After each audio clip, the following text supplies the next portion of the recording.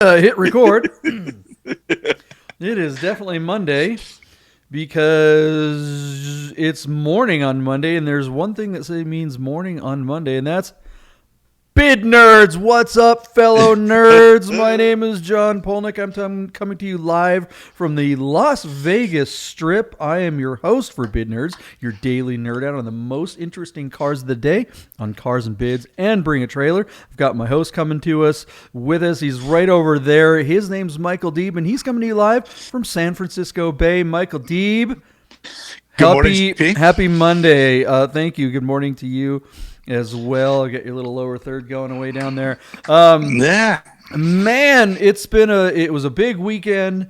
We got a lot of Bid Nerd stuff done last week, and it was a really big Bid Nerd week last week. We talked about a lot of cars, went over a lot of nerding out information, and now it's a whole new week of it. And I just feel like I feel like we're starting fresh. It's like a brand new week. It is, and we might have some new content this week. We got a lot happening on the nerds. If you're a bid nerd and you like to nerd out with us on the most interesting cars daily on Cars and Bids and Bring a Trailer, I mean, this is your morning YouTube morning show. You just basically make this part of your morning while you're going on. You're going, what's on Bring a Trailer today? What might I actually accidentally empty out my bank account on Cars and Bids over here? Well, we can help you with that. We're not experts. We're nerds, so we have opinions, but terrible advice. So we make predictions on what we think these cars are going to sell for, or just bid to on Cars and Bids, Bring a Trailer, sometimes P-Car Market and other auctions. But we keep track of our bids and our predictions, and Michael Deeb and I have a little bit of a battle going on. Oof. Uppercut. Yeah. I got a gift for our friend Rami for Christmas this year. He's like, hey, come over to our house for Christmas Eve. We're like, all right, so I got to get a gift for Rami. Rami's one of those guys who has literally anything he wants, right? Everything. GT2 RSs, blah, blah, blah. So it's like, what do you get this guy? I'm not in his tax bracket. What can I get him that he's actually going to think is cool? Well, it turns out Rami's also an extreme nerd like us. And I found one of those things at a mall kiosk. It's the size of a cell phone, and it has 800, 1,000, all of the original 16-bit Nintendo games on this little gizmo, and it's like a memory card. You just USB the sucker into your TV, your smart TV, and then it comes with the two little remotes, and Dig Dug to Punch Out. The reason why I'm bringing it up is because Mike Tyson's Punch Out, or Glass Jaw McGraw and stuff like that. So that's I was learning how to. I was trying to remember how to play that game over Christmas Eve a few weeks back. That's funny. It reminded me. It's a long, stupid story. It reminded me of our battle that we have on predicting and keeping track of these bids on the cars. Yeah. How did last week go? And let's go over Friday too. We did have some picks on Friday. Yeah. Well, first of all, quick shout out to Rami Mirza. I hope you're feeling better, buddy. I miss you. Happy New Year. Love you, man. Our battle last week was very one-sided. AP, primarily because on Wednesday the 20th, you had a complete washout where you and all 5 of the cars that we reviewed, and you had, in fact, a Yahtzee where you guessed correctly the exact number that the car would sell for. You did that again on Friday. So a quick review of the week of Friday is that we looked at cars and bids at a 2012 BMW 550. This was a really nice black car, but he'd done some cosmetic alterations to the car, and you and I kind of poo-pooed it. I thought 19,000. You said 18.5. Car only sold for 16,500. That was a black 2012 550 with a manual transmission. Still seems like a lot of car for money. Less than 20 grand for that. I was surprised. Yeah. Our star car was this stunning unicorn, a 1990 BMW M3 Sport Evolution, or the Evo 3, as it were. A really, really cool car that was never brought to the United States. 230 horsepower, 2.5 liters. It's a stunt car. I said 250,000 would bring this home. You were just a little more bearish on it. You said 255. We were both actually really close because the car did indeed sell for $256,556. Don't know where that number came from, but wow, well sold. Congratulations to the seller. The buyer, if he hangs on to it, will have himself a pot of gold, but it's going to take a little while before he realizes equity, because that has to represent the top of the market today. I still am on record for going, it's overpriced. It's just, there's no way this car is worth that much. I think it's a speculative bubble that's gonna burst big. Neat ass car, don't get me wrong, but there's probably 2 or 3 other E30 M3s coming up that you'll be able to buy for $100. Yeah, and I think you're right. There's a basic market correction to the sports car market. That guy could be caught out, especially if he's looking to flip the car.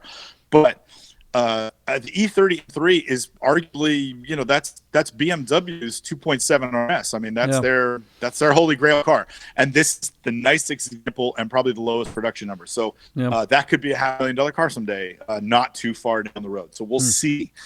Another stunning car that I really love, 2004 Porsche 911 C4S. This was triple black manual car with a sport shifter and sport exhaust. JP, you expertly saw how in the video how short the guy's throws were when he was shifting the car.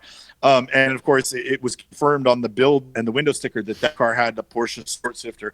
Just a really neat car. 996s have been moving in the right directions, and the special models especially so.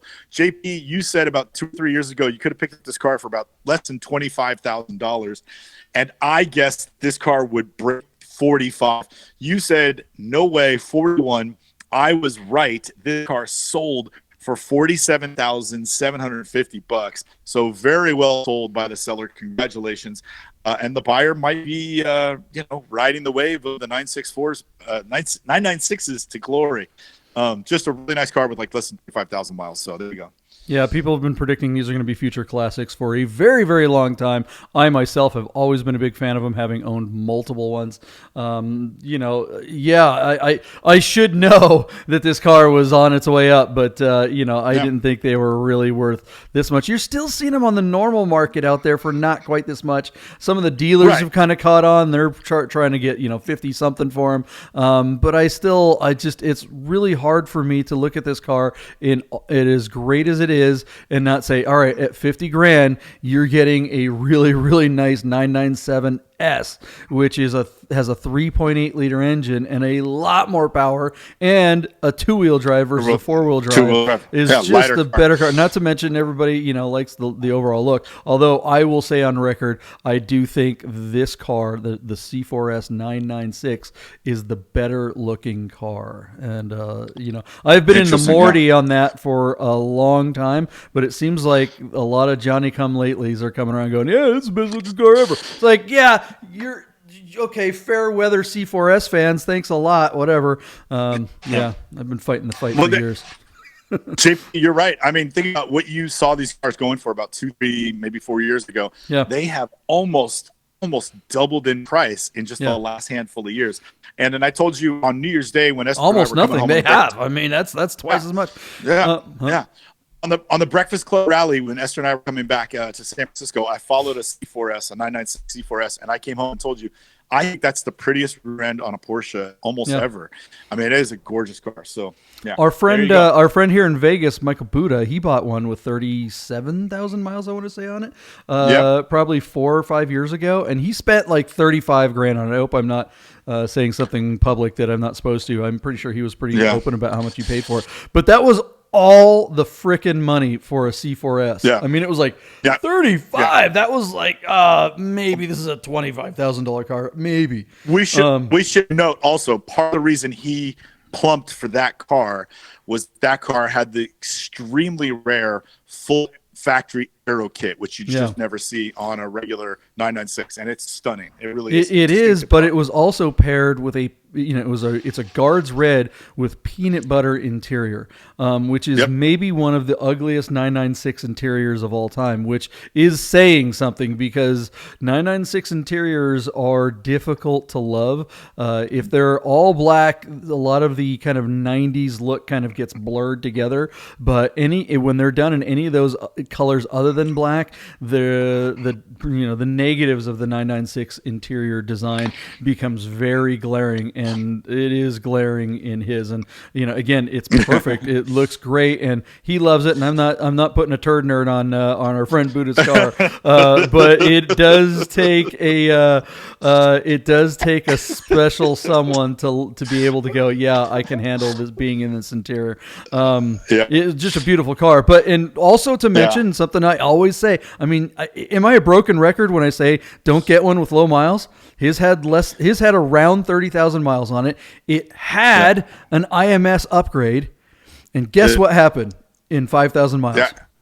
Boom. It broke. That engine blew up. Yeah. Even though it had the IMS upgrade. So the younger engines that don't get driven and are that don't have the upgrades from the factory under warranty are the ones that you should be scared about. I personally, if I'm looking at a C4S to buy for myself, it's got to have 50,000 miles on it. Had all that stuff done when it was young. Right. So, anyways, we're going a little long on the review from last week, but C4Ss are near and dear to my heart. Yep. Okay, so let's wrap this up. We also looked at a 1980 Jeep CJ7.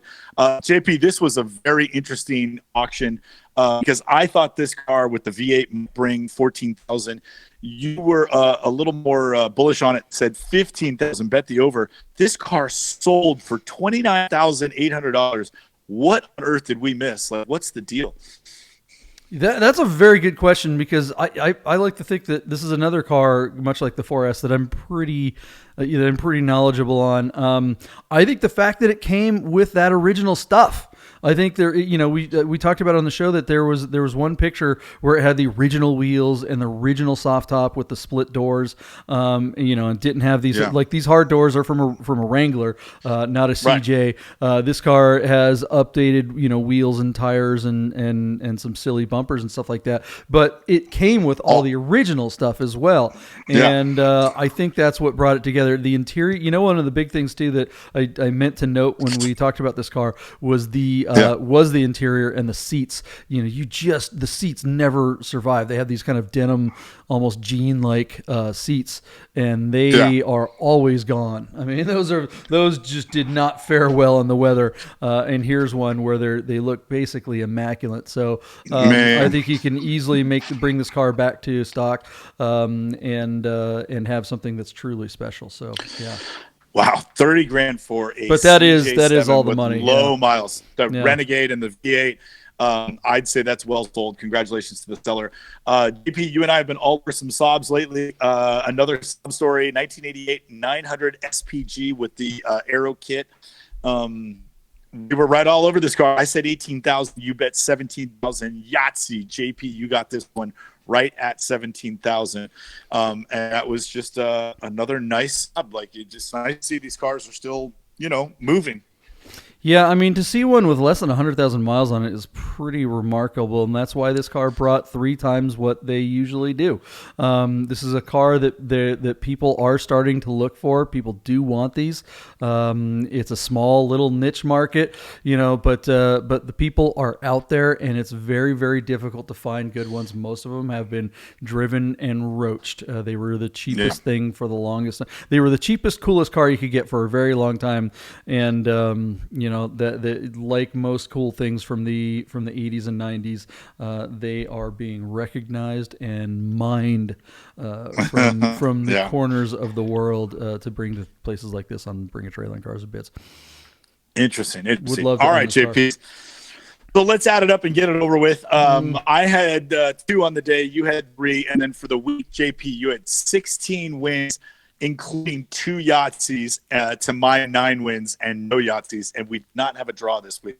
So that's probably the most lopsided week we've had. And again, a lot of it has to do with your just straight flush on Wednesday the 20th. So it was hard. We made it hard for you to come back. I mean, the thing is, you kind of brought it back on Thursday within reach. I mean, you would had to have had a sweep of Friday, but you brought it back into it was like you weren't mathematically eliminated until the morning of Friday when I got 1 win. It's like, all right, he's out. It's like not going to the Super Bowl. But there it is. It's a brand new week, and we start over. It's fresh for from here.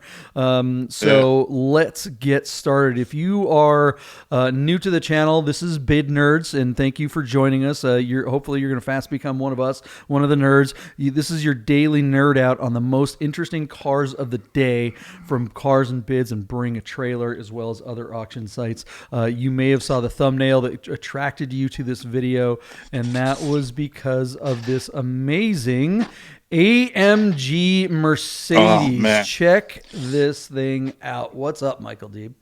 So JP, in 1999, I threw spaghetti, walked out of my dad's office, and I took my first job in sales at Mercedes Benz in San Rafael, California at RAB Motors. And in 1999, this was the hottest car that Mercedes sold, the E55 AMG. Only a few years earlier had Mercedes acquired AMG. The C36 was the first car they made in partnership. But this was the next one, the E-Class platform with a normally aspirated 5.4-liter V8 that made about 350 horsepower, but more importantly had offered about 400 pound-foot of torque. It had special AMG bodywork and those beautiful 18-inch aero wheels. This car was all the rage, Napa silk leather and, dark maple walnut and Alcantara headliner, fancy stereo, and all the bells and whistles. These were the cars that only the select few had the privilege of opportunity to acquire. So what we're looking at here out of San Mateo, California, is a 2000 E55 AMG with just 29,000 miles. My good friend Max Monahan at Lux Auto in Salt Lake City literally this weekend just bought a black one for himself that I'm guessing is a miler, and he drove it home and documented it on Instagram. I imagine he's going to keep that car, but he may sell it someday. But this one is available right now with super low miles and looks to be in beautiful condition. I think just a couple of owners on the Carfax. Two previous owners. I don't know where you find another one that's this nice in condition. Most of them got driven and replaced in favor of the car that came after this, offered forced induction and way more horsepower. But this car offers a real beautiful blend of balance, with regards to suspension being firm but not too stiff, and then motor being powerful but not drag racing machine. I can't say enough nice things. Believe it or not, JP, I have a soft spot in my heart for these cars. I love the thing. It might not be your cup of tea, but I'm smitten. I'm all over it. What do you think? Man, this thing's great. It's the 55 AMG. This comes from that era where Mercedes was still really felt like Mercedes, even though they had crossed over to the Chrysler thing at this point. They did, yeah. And this new generation of the E-Class, I'm not sure what this platform is called off the top of my head. I think I can't see it. Anyways, yeah, there it is. W210. These were the first cars that were started to be mass produced, where they started to suggest that the tarnish was on the star, that they didn't have the same spark. These cars weren't built to the same exacting standard that the previous generations of cars were. And as such, a lot of these cars came back, not necessarily the AMG, but a lot of these platform cars and the S-Class that followed, back to the dealership with all sorts of just niggling little construction problems. They just weren't put together well. And the bloom was off the rose. Mercedes was no longer the standard for build quality, and this car was the poster child of that. That being said, the AMGs were offered with a lot more loving care. So we just made a film for Porssche exclusive manufacturer. That's a division within Porssche that makes basically Porsches for people who want bespoke, all the extra doodads and stuff. And one of the things that one of the boxes that you can check on a exclusive manufacturer Porssche is this deviated leather, and I can't remember how much it was when you check that box, but it's huge. And here this Mercedes has that deviated leather on the steering wheel and on the seats, and it's that perforated thing, and I just love that look. And it's just so funny because I just spent a bunch of time shooting super close-ups of that type of material, and for someone who's spending extra thousands of dollars on trim on an already expensive car. And here's one you can get, and it's the cost of this car is probably going to be the same as the guy who bought that Turbo S spent just for his deviated leather. Right. So no, this is a great car to drive and be seen in, and but not break the bank and really have that kind of special look, but a look that lives up to what the car actually. The car will live up to the look that it gives you. It's going to drive amazingly as well. Yeah, I mean, there's just so many small details. The steering wheel is going to be thicker rim and a smaller diameter. The leather quality on this is a different caliber leather. This was like their silk Napa leather, and of course, as you noted, it's perforated. The shift pattern of the transmission probably is employing a different program. So there's a lot of things that it winds up being that it's greater than the sum of its parts. Do you know what I mean? Yeah. And so these are pretty neat cars. That being said, they're still a 5-speed slush box.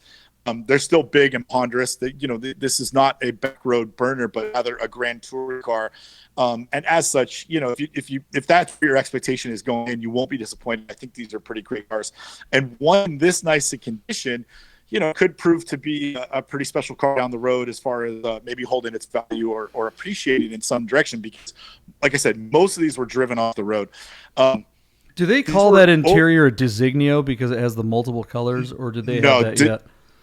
Designio came later, and that was just that was sort of Mercedes in-house, like doing special variety, like a color leather that wasn't offered on standard cars. But this predates Designio department in Mercedes. Designio. So, anyways, Designio. So, anyways, JP, here we have this stunning Mercedes. It's probably on. Let's take a look real quick. This is on $28,000 at 18 bids. I think this car has a chance to get close to 40 grand. I just don't think they're there yet. You get up in the $40,000 range, you can get a forced induction car. It might be more problems, but it's also be more tire smoking attention if that's what you're after. So I still think from 28, this car's got a little room left. I'm going to go 36,000 is going to be my bid. I'm going to leave it there, $36,000. What do you think? Yeah, I mean, I love it. Like I said, I love this car. I'd love to own something like this. I think $28,000 is way overpriced, even right now at the current bid. I mean, I know it's only got 29,000 miles. And this is not a car that you can really. I mean, what are you going to replace this thing with? But man, it's no way. I mean. I say no way. It's bid nerds. It's an auction. Who knows what the heck can happen? But I have problems with this thing getting over 35. So yeah, I'm going to say 35, and really, honestly, say it probably doesn't even reach that. Yeah. You chicken! You park right underneath my bid. That's how you win. What did you bid? I thought you said 38. 36. No, oh, 36. You bid 36. Okay, I thought you went 10 over. All right, well, there it is. I should have gone a little. I should have given you a bigger spread. I had in my head that you said 38. Right. I thought you had 10,000, so I was trying to give you a little gap. But honestly, I just think 35 is way too much. Anyways. All right, here we go, JP. On cars and bids, I have my first question to you for the day. We're looking at a no reserve 1984 Volkswagen Rabbit GTi. This is California kept. Now, JP, correct me if I'm wrong. An 84 is a Mark 1, is it not? Correcto. Okay. So we're looking at a Mark 1 that's got almost 200,000 miles, 191,000 miles out of Silomar, California, wherever that is. It's got to be Southern California because I've never heard of it. It's royal red, 5-speed manual. It's got aftermarket wheels. It's got later Volkswagen Mark II Recaro seats. I think that steering wheel's original, but I don't know these cars well enough. Tinted glass and probably a few other things. Explain to me. I don't understand. This car is already at $6,800 and 15 bids. That seems to me like it's already past where it should sell out. Are Mark 1s worth that much money that at 200,000 modified to the point where you almost don't recognize it is still bring $7,000 on a no reserve auction? Explain to me, because I feel like this car is already ludicrously over its true value. Well, a clean Mark 1 is something to behold and is pretty darn rare, and I'm trying to get to the interior pictures. The exterior really does seem to have a lot of wear on here, but I don't think those are later seats. I actually Well, I mean, they look like they've been recovered. Yeah, those might be litter seats. Yeah, I think those are Mark II seats. Yeah, they are Mark II. And that steering wheel could be like a Mark I Scirocco steering wheel. That's definitely not the GTi steering wheel. The only the shift knob is correct. It's got the little golf ball on it. Does it have pictures of the dashboard underneath the stupid toupee? No, but it says it's cracked, right? So you got faded paint, you got a dent in one of the quarters, you got admit to rust, you've got a cracked dashboard, and everything on it has been modified or changed. The wheels, the steering wheel, the seats. So I mean, what's left? Make this a GTI, and it's $6,800. I'm like, what? This doesn't. I don't get this auction. I don't get this at all. And this is on Cars and Bids. Yeah. Like if ever there was going to be a platform to host an auction for a ludicrously priced, incorrectly valued car, I would think it would be on BAT, not Cars and Bids. So nothing about this auction makes any sense to me. As I was looking over this last night, I was absolutely scratching my head, and now I have no hair left. I'm bald. Well, there's nothing that says forget it, never mind, not interested, than a box than a subwoofer in the trunk. I mean, that just says, okay, a child owns this, not interested. Totally. I think the explanation for this is as follows. A clean Mark I is a $15,000 car. And that's what it is. It's just that this car is not clean, so the price is half, and it's probably not going to go much higher than here. Yeah, these mods are. I mean, the New Speed strut tower brace is about the only thing that I would support as far as mods that have been done on this thing. Otherwise, it's just $195 on Rock Auto. Right. We're not talking about an expensive mod at all. Yeah, I mean, at first glance, when I looked at the car, I was like, oh, okay, that's cool. Mark I, that looks like it might be in good condition. Then you zoom in, you start to see all the faded paint and the dents and the awful wheels are just too big. This car has problems. I think it's DOA. How many is it gonna? It's no reserve. So no reserve. It's got 15 bids. Have there been any bids today? Or nope. That's what it was. That's what it was on Sunday, and that's where it's at. Last 21 hours ago. Yeah, this one might fail to launch from here. I mean, that might be it. And a lot of times with auctions, you see the late rally, and that's when all the action happens. This one, sometimes on Cars and Bids, and it's almost always Cars and Bids where just someone will bid the night before, and then that'll be that. You're right. This is all the money for the car. It is in California. This car potentially could drive great. That's another thing. I mean, just as a driver, Mark I GTIs are, the original hot hatch. That is the car that, everyone tried to mimic. And as such are fantastic cars when they work well. Right. This car with decent suspension and the wheels are a little too big, but they probably perform. Not what I want, but Yeah. I made a deal with myself last night that if this thing got another bid this morning, I was gonna bid $7,900, but it hasn't.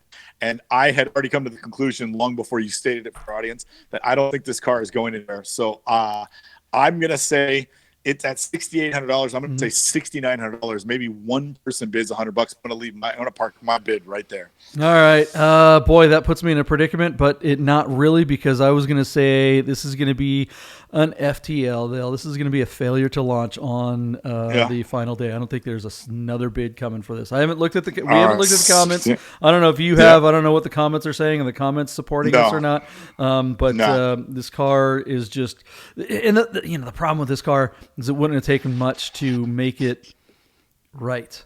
I mean, it's not like 14-inch or 15-inch teardrop wheels cost anything, teardrop wheels would not be the correct wheel for this either. Yeah, it's the right wheel. Yeah.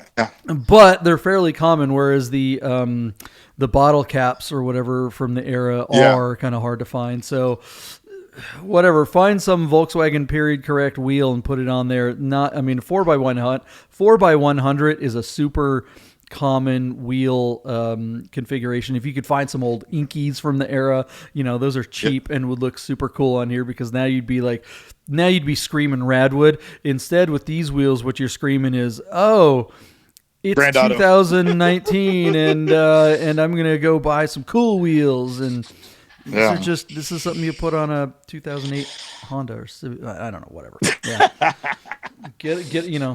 Anyways, enough about this car. It is interesting. It should be much better. This is a disappointment right here. This is a Monday disappointment. Be very interesting to see if this car brings any money.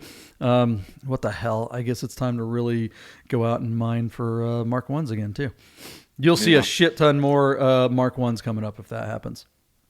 It's a no reserve, so it is going to sell, but it'll be interesting to see if it brings more money than this. So yeah, that's what I mean. All right, JP, now we're going to pivot over to Bring a Trailer and look at another. Again, when we nominate these cars, it's funny to see how they bear out on the day of auction. And so, JP and I we compile our list usually over the weekend. Here's an interesting one, JP. It's a 1987 Porsche 911. This is a Carrera Cabriolet. 87s have the G50. Very cool car being offered out of Johnstown, Ohio, with just 61,000 miles.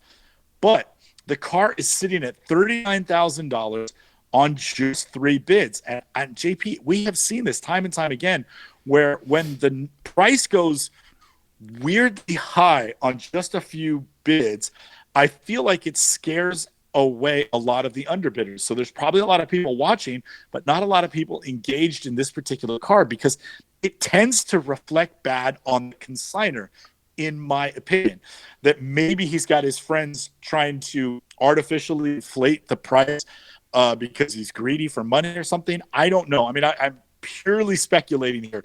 This, by all accounts, looks to be a very desirable car. I would say, and JP, correct me if I'm wrong when I turn this over to you, that white is a particularly rare car on G-bodied air-cooled 911s. You got a Cabriolet sitting here with sports seats, which are not very you don't see those as often. And this car also has limited slip differential. So this is a really great equipped car to really set it apart from a lot of the others that might be available in the marketplace. And $39,000 is not a bad deal for the car, but just 3 bids, it's hard to predict that there's going to be a late flurry on this car. It could and get close to 50,000, which is where this car should sell, or this car may just stall out, and you wonder if there isn't some funny business at work here, or this guy, the seller, consignor, might just be the victim of some rotten luck because 2 people bid up high on it early and scare away the underbidders. So I don't know, JP, what do you think? How do you weigh in on this one? Because it's just something. There's something awkward about where this car sits the morning of. I think that's a good take. Something's fishy, but it's Monday, and we see it very often that Porsches, air-cooled Porsches, tend to get very few bids because I feel like the Porsche community that's buying on Cars and Bids and Bring a Trailer, these were the people, these were the enthusiasts that were early adopters, right? It's always been air-cooled Porsche people that we've been on. Bring a Trailer was built on air-cooled Porsches. Oh my God. And so they've all figured it out. They all know how this works. They all know that bidding on the day before is, it's like, I had an analogy I was going to make, but it's probably not appropriate for our audience. But it's just, it's something that's, if you do it too soon, you're kind of screwing yourself. And this, right. Because everyone knows that all the bids are going to come in at the end, especially on 911s. This is the kind of thing, and we saw it last week a couple of times where it's like, there's hardly any bids on this thing. And then, the bid was extended by 2 minutes for up to a half hour or longer. I mean, this car looks insanely clean. I don't know, was the engine rebuilt or something like that, or does this have a reseal? I mean, look at this. It's freaking clean under there. It's because basically what they do is they cryogenically clean all the cosmoline off the bottom of the transmission, suspension, of course, the engine case itself. I working with Frank Collins, I became a bit of a purist, and I prefer to see the cars with cosmoline. It kind of breaks my heart. That being said, there's plenty of people out there that appreciate that this car has been completely detailed right down to the motor.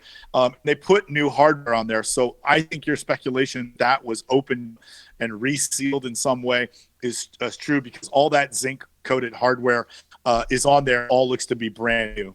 It's interesting, JP. I don't know. This by all accounts should be a car that should represent the top of the market for this particular model, which in my opinion would be over $50,000 for this car. But there's something weird about this particular lot on this particular day, and I wonder what's going to happen. Air conditioning, limited slip differential, sports seats, G50 in white with the white wheels. I mean, this should be a big money car. And well, look at this video. We've got the guy driving it. This is video of the actual car and the owners or the consigners driving it, and he's wearing gloves. This is winter, and the cabrio-phobe factor is bad enough when it comes to these cars. A cabrio will bring at least double-digit percentage less than its coupe or Targa counterpart, and when you combine the time of year along with that, this is the worst time of the year to try to sell convertible. I mean, it's the dead of winter in most places. So in Ohio too, which is the worst, right? I mean, so I mean, it's like, I mean, you could see there's snow on the side of the road. Luckily, there isn't any snow on the road. But this is just not a car that most people are thinking of driving around. And if you want to go get it and bring it home, it's okay. I mean, if you bring it back to LA or something like that, I mean, look at this guy. He's wearing his gloves. I mean, the heat works. It's got heat exchangers. It should be fine. What a lightweight.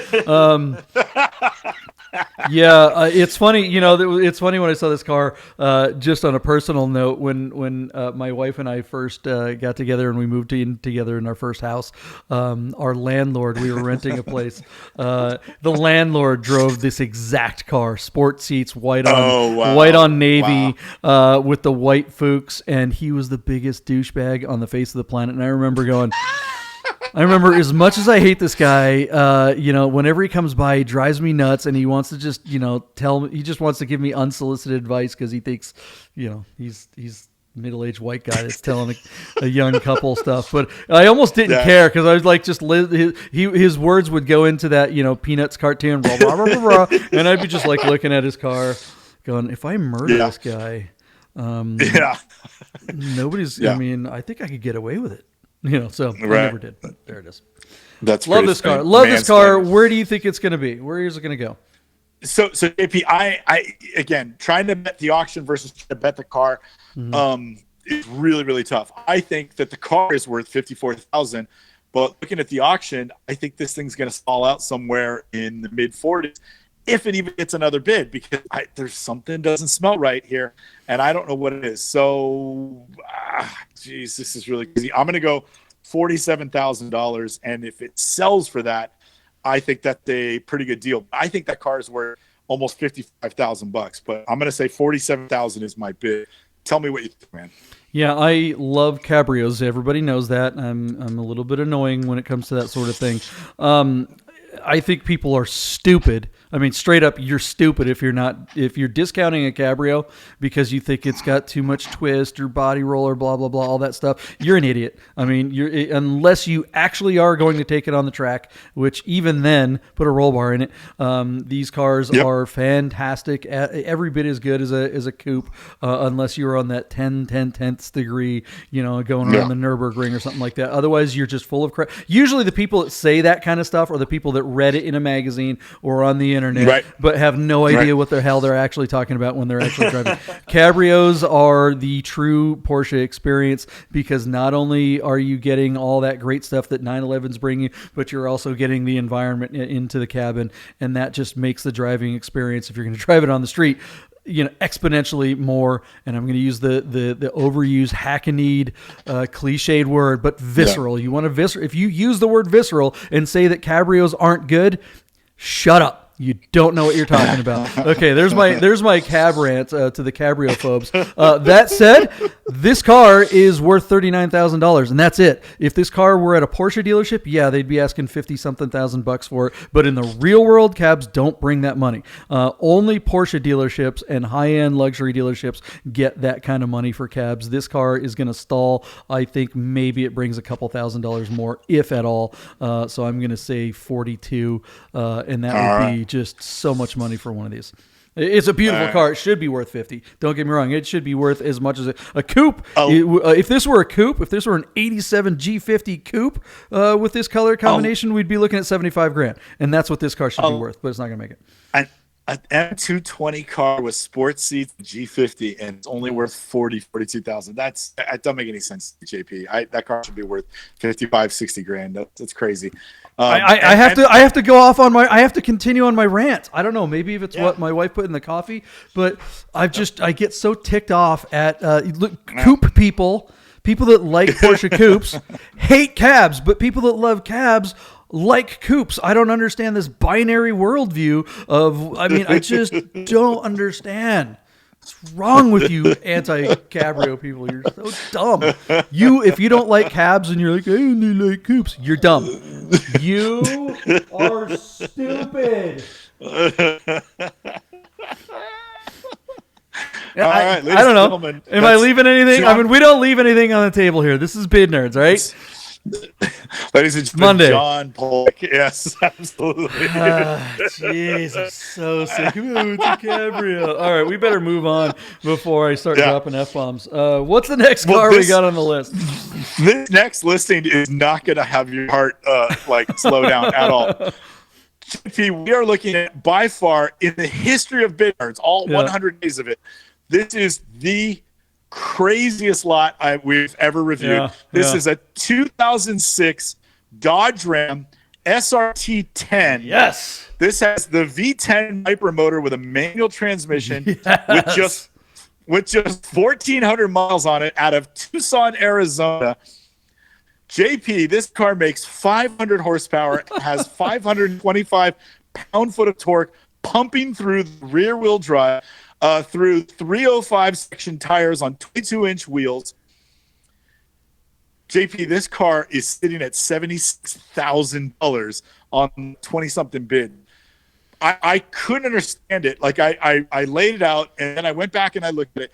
The most one of these cars should bring is like $45,000, and that's for a mint one. They did make – remember the 1996 Dodge Viper Coupe? The GTS was blue, like cobalt blue with white racing stripe. Yeah. Okay, so when they finally made this thing, they offered 25 cars to the Viper Club of America that were painted that color, that 96 GTS color scheme, which was that cobalt blue with the white racing stripes. Those cars have regularly brought $55,000 to $65,000 because only 25 lottery winners were allowed to buy them. And so every time one of those hits the secondary market, they kind of set a new record for what a Viper truck, an SRT-10 can bring. This car is at $71,000 last night, and I literally had to look it up. So what it is it's the regular cab, not the quad cab. They made 800 regular cab SRT-10s. Of the 800, only 200 were in this metallic black. So this car winds up being one of 200 with just 1,400 miles. And apparently the SRT-10 / Viper collector guy, Dodge guy, seem to think that is worth big money. And those are the only reasons I can explain to you why this car is now sitting today at $76,000. Again, JP, I'm going to look up this real quick and see if the original MSRP was in this car, is on the photographs. This just doesn't make any sense to me. This is way over market value. So what do you think, John? This is bananas, right? It is bananas. I do love these trucks from the fact that they simply exist. I mean, this is not something that we are ever going to see off of an assembly line ever again. It used to be, everybody talks about the amazing, massive appreciation of air-cooled cars that has happened over the course of the last decade, and as it's fluxed or whatever. But everybody talks about, I could have got an RS America for $40,000 back in 2008, and now they're worth $100. The value seems to be you should have bought SRT-10 Dodge Rams because this was a $2,000 truck. I remember regularly seeing these for $1,799. And of course, more than 1,400 miles on them. But I mean, a 20,000 mile, 30,000 mile examples were all over the place for next to nothing. And it has the Viper powertrain on it, which means this has got to be. I've never driven one, but this has got to be so much fun. I have driven Vipers, and they are fun because of all the ridiculous, kind of literally useless power because the car just spins if you try to apply it. But they're so heavy, GP. They're so heavy. They don't go fast. Like it feels like a muscle car because it's manual and it's rear wheel drive, and you can light up the rear because there's no weight over the rear. But this car is not quick on the road, and they're not particularly fast. Have you driven one of these? They weigh 3 tons. No, but I watched Doug DeMuro did a whole video on one. Yeah. And I watched and listened to it. And certainly he's smiling from ear to ear because this isn't a by the numbers car. If you're gonna say, hey, what's it? Let's compare this to a Z06 Corvette or a GT3. You're not. This is not an apples to apples conversation. This is just said it. Smiles per mile. You get in this truck and you're going through the gears and it's making stupid noises and you're replacing tires every other day if you drive it. That's what this thing's for. Nothing else. It's not like you're moving furniture on this stupid thing or trying to win a race. So much fun though. I don't know. Yeah, but that $70,000, that doesn't make any sense. Except that, yeah, you're right. 76. This thing's this thing is staring down the barrel at $80,000. JP, I just looked it up. The original MSRP, just the base price of the truck was under $42,000, and the average MSRP on these cars was about $47,000 with all the options. Yeah. So now you're looking at one that's basically been pretty well preserved. But still, like, you're talking about twice the money for one of these things. I don't get it. That's a 2006 Viper ain't going to go for this much. No, I mean, this is more than the actual Viper. Right. Yeah, I don't know. I guess if if you're eastbound and down, what's his name? Danny McBride. If you've got a mullet and a pocket full of cash, you said that lottery. You had to have the Dodge lottery winner in order to be able to buy one of these. Well, this is the thing that the guy that actually wins that guy that just won the $1 billion lotto. He lives in a trailer park. He's buying this. He's the guy that's bidding it up. I don't know. He's probably bidding against himself. I don't know. Where do you think it's going to land? I mean, this is pure guess on both of our parts because we have left the building of Sanity Land a long time ago.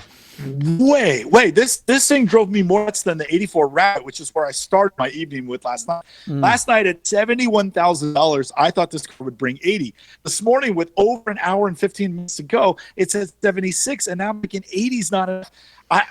JP, it pains me to say that I'm going to add $2,000 to my bid and go $82,000, and of course it sells because this is going to set a record. I mean, it's crazy. This is going to set a record, but this is got to, anyway.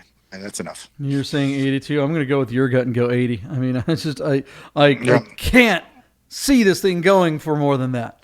Probably will. Probably go up to 100. Who knows? I mean, who the hell knows? Wild. 1,400 miles is really low. And remember, Chrysler people and American car people, when they see numbers in the thousands, they're like, "Oh, it's rare. They made 4,000 of them. They think that's rare." So that brain set is thinking this is a super rare vehicle. Okay. Yeah, 800 regular cabs with a manual and 200 regular cabs with manual in metallic black. Good. They didn't make any of these in automatics, did they? Not regular cabs. The way to get automatic was to get the 4-cab, the quad cab. You could actually get this with. I didn't realize that you could get it with an automatic at all. I think I'm not positive. You might. Somebody in the comments let us know. I was under the impression that the SRT-10 Dodge Ram was a manual only, just like the Viper, but maybe I'm wrong. I don't know. All right, guys, let's move on from this weirdo. Yeah, I'm looking at the SRT-10 4-door quad cab. Was $45,000 MSRP, and it came with a 4-speed automatic. That's what I'm reading, but that's the internet. It could be wrong. Okay, so final car of the day. Very neat, JP. I had to look up a little bit on the motor on this thing because it just was really neat when I read it. I never heard about this. 1965 Buick Wildcat custom convertible. So there's 3 trim levels. This is a custom. This car has 74,000 miles showing, but its true mileage unknown. Offered out of Palm Springs, California. This car was originally white. Sometime in its California history, because it's been a California car its whole life, it was repainted in white. A quarter panel was changed, and there was a tiny bit of rust. So this has not been some sort of like lawn and garage cream. This car has been driven. But what's neat about our car here, JP, is that it employs the services of a 401 cubic inch. Yes, JP, you are exactly right. That is 6.6 liters. A nailhead V8 with a 4-barrel carburetor. The nailhead V8 4-barrel. This particular spec is interesting because this is the one that has 325 horsepower and over 445 pound-foot of torque, chugging through a 3-speed automatic. This is just a really neat car. The nailhead has to do with the size and the angle of the valves in the motor. This is something that GM had employed, dates all the way back to the mid-50s, and was shared not only with Buick, but the similar Some of the Porsche were available in Oldsmobile. Think of the mid-50s, the Rocket 88. That was one of the sort of first fast cars that had sort of this nail head, which is a nickname, design treatment, and it carried all the way over into the 60s. Based on what I read, this is one of the most powerful nail head motors ever made. Again, 445 pound-foot of torque in 1965. Imagine how skinny those bias ply tires were. You could just light them up on the freeway. Just a really neat car. I love the design language of this thing. This car in Palm Springs. Imagine running around in Palm Springs or even Las Vegas in a car this cool, JP. Great pick. I love it. How cool is that for under 20 grand? Look at it. You know, it got me a car. It seats about 20, so come on and bring your jukebox money. This is the Love Shack. I mean, this isn't the car that was in the video, but that song was popular in high school for me. Yeah, and my buddy had this car. I had a friend that actually owned this exact color and everything. And I will tell you, I was not a fan of American cars at that point, and this car just made me a believer. We would go cruise the boulevard, which is what we used to do back in the 80s. You know, that's back when that could still happen. And we would just go out and just put every girl we could find in the back of this thing, and we'd have a party. And I had a Fiat 850 Sport Spider, which was the opposite. This car may have been the biggest car in the high school parking lot, and mine was the smallest. And I don't know if you guys can see the cursor, but if you park the nose of my car right about here, it was as long as back here. I mean, you could open the door. I mean, it was like my car almost would fit in the trunk. These were just so much fun to just sled down Houghton Beach or Rutger Avenue or, you know, the Cinema 21. I mean, this comes from an era where, oh my God, we had so much fun in these. I do have a soft spot for this car. It's not a car I'd ever really considered owning, but boy, my buddy loved that car, and he lovingly, you know, cared for it in high school, and we had such a fun time. But the value wise, it's interesting that if it's sitting, what do you say, at around 20 grand right now? I mean, it's 16,000 on 5 bids. It's gonna, I think it's gonna sell for under 20. Well, I take it. So we still have 3 hours. Yeah, it's jumped up last night, or actually since this morning. Those bids just came in, JP, to be honest, because I've been watching this thing. So we're at 7, but just 7 bids. I still think this car's value is going to be in the, you know. Well, you know, it's weird because, I mean, it's sad because if this were a Cadillac or, you know, a Thunderbird or something like that of the same era, you're looking at twice as much money. And I think this car with that just massive engine and that distinct kind of W-shaped nose is just, and the rear. And the rear too, and the 4 headlights and the The rear's got some angle to it as well. It's cool. Yeah, it just has so much more going for it from a design point of view than the Caddies and the other cars. I just, Or just think about this, JP. Even Cadillac today has its own very distinct design language. Mm-hmm. But look at every single Buick that is on offer right now. Looks like a water balloon. Like, it's just terrible. And look how cool Buick used to be. I mean, it's so true. Look at that. Look at those gauges, man. That interior and it was funny. My buddy Todd that had the car, he just, not only did he love it, he thought, I mean, because he bought it from some old guy. He's like, this is going to be the start of my fortune. I'm going to restore this car, and it's going to be worth so much money because the Cadillacs and because all the other cars of that era were blowing up. It was the 80s, so all the boomers were buying cars like this. And so the values were skyrocketing. And he thought he was going to buy this car and fix it up and flip it for all kinds of money. And of course, that just wasn't the case. They were just never realized. And here it is, 2021, and this car is still undervalued. And I don't know if the value will ever find it. Yeah, and it's an interesting take, JP, because you know that the market on American cars over the last few years is incredibly soft. Mm-hmm. It'd be interesting to look at the model of this, like a 65 custom Wildcat convertible, and find out what the high water mark was and when was it, because this car has had its heyday and it may never return. You know, like you said, the way we're going for the automotive industry, This car may never ever achieve whatever its high watermark once was. Yeah, there's no. I mean, all the people who are attending car shows where 65 convertibles are popular are either folks who are wearing underwear that has extra support and absorption yeah. Or they're the guys who are slamming these things and putting 13-inch Dayton wheels on them and make a VIP out of it. No, these are definitely not VIP cars. There's VIP cars. But I'm just saying somebody could, right? Yeah, I suppose you could, but there is the market for these actually does exist, and that's and I don't know what to call that scene, but it's the Mexican guys that make the front ends bounce, lowriders, and they put lowriders, So I think this is where that car lives, and that's the only young group of people that would probably be interested in that. And I don't think you see that type of crowd on Bring a Trailer or Cars and Bids, or at least I don't see a lot of stuff catering to them. This looks like a car for a boomer, and boomers aren't going out and buying this stuff very much right now. All right, so I mean, there it is. Unfortunately, I don't think this is going to find a lot of money. Where do you think it's going to land? Well, last night I thought it might stall out at 19,000, but it's at 18,500 with 3 hours to go. So I have hope on this car yet. I'm going to change my bid to $23,000, and I think it should sell there. That's not a bad price for one of these. All the money would be right around 30, so that wouldn't be bad.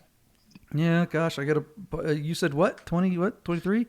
23. Yeah, that's the number that came ahead while we're sitting at 22. So yeah, I think I won't go as high as 23. I'm not. You didn't steal my bid. I was actually going to say 22. So. No. Okay, well, let's see what happens. I sure hope it finds money. I think it'd be great if this thing went up to 30 or 35 and somebody loved this car. If I had a bigger garage and some more money in the account, this is something I would add to just from the nostalgia point of view personally. Listen, JP, this one's got the right motor. That nail head with the 445 on the air cleaner is the one. And the reason is there's how to say this. In the same size motor, there's two different induction systems. This one has the 4-barrel, and that's the one that makes it the hot rod. That's why it's got all the torque. So this would be a neat one. I love the idea of this long American convertible with a big V8 and the bench front seat, because then Esther could be right under my arm while I'm driving with the left hand. That'd be just sick. Yeah, the bench seat thing, it's so awesome to have your lady right there and then your dog right next to her. That's where it's at. That is where it's at. And you could have three dogs. You could have one dog in the front and the other two in the back, and your lady right there, and just one-handed with two fingers driving that thing down the road, man. And the fuzzy dice, Schlitz malt liquor in one hand, and buy this car, bring it back to Vegas, man. We'll put it on Turo and we'll just do it. And some Mikey Patrickin Elvis glasses while we're cruising down the strip. Yes. Hell yeah. All right, guys. Well, if that's not nerdy enough for you, I don't know what would be nerdy enough. This has been a Monday edition of Bid Nerds. We will see where these numbers come in. Monday numbers are always weird. They're very unpredictable and squirrely, so we'll see what happens with our predictions. It's always fun to talk about these cars with you guys. Thanks for watching. Make sure you hit the subscribe, like button, notifications, and share this channel. We are growing quickly. We're getting more and more attention, and people are kind of interacting now, and we want to hear your opinions. We want to hear about the cars you want us to review, not just the ones that we pick. And tell us if you think our predictions are crazy or wrong. Already, we go back and read the comments, and sometimes we go, "Yeah, God, I really am an idiot." I realized that I thought I knew something about a car, and somebody goes, "No, you're stupid," and they're like, "Yeah, they're right." But that's why we say we are not experts; we're nerds. This isn't bid experts. This isn't bid aficionados. This is bid nerds. That's synonymous with dorks, and that's us. That's us. We told you, listen to the show, but don't take our advice. Think for yourself. Don't do it. Go listen to Dave Ramsey if you want sound financial advice, not us. There it is, guys. A Monday edition of Bid Nerds. We're here every Monday through Friday around the 9 o'clock hour on Pacific time.